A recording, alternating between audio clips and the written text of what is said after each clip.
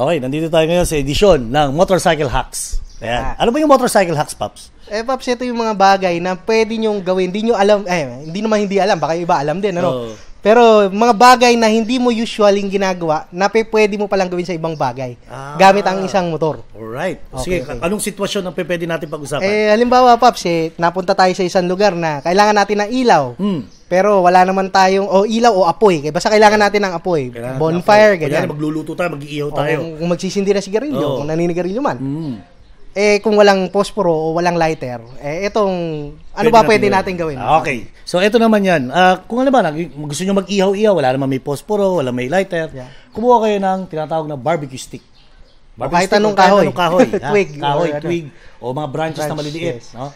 Tapos, bubuksan nyo yung upuan ng inyong motorsiklo, at buksan nyo yung tangke, isawsaw nyo yung stick sa tangke.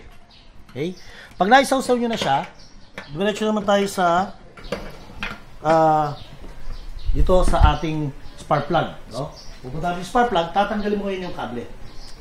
At yung high tension wire na to, ang gagamitin mo, itatapat mo ron sa spark plug cut. So ngayon, kukunin yung barbecue stick, ilalagay nyo ron sa may high tension wire, ilalayo nyo lang ng konti para mag-create siya ng spark. Okay, Pops, electric start. Wait, naka-clutch pala. Naka-clutch.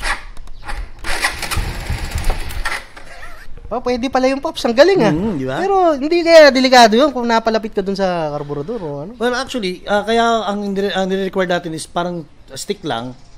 Yun para nakita mo naman sandali na doon nag-apoy, namatay siya kagad.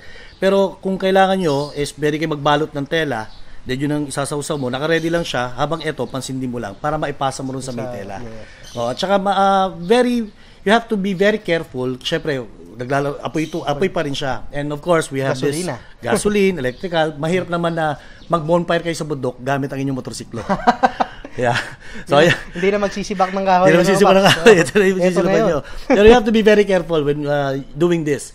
Okay, so disclaimer na po yun. Another thing to remember, huwag kayong didikit sa bakal habang ginagawa nyo. At merong malakas na shock yan. Electricity. Makukuryente kayo. So be very careful on doing this. So isa lang to sa mga tips na po pwede natin gawin kung talagang in case na kailangan talaga natin ng apoy. Yes, pag may emergency. Pag may emergency. Ayan. So muli mga siklistas, ito po si Mel Aquino. Po si John Mendoza. At ito ang Motorcycle Hacks. Yeah.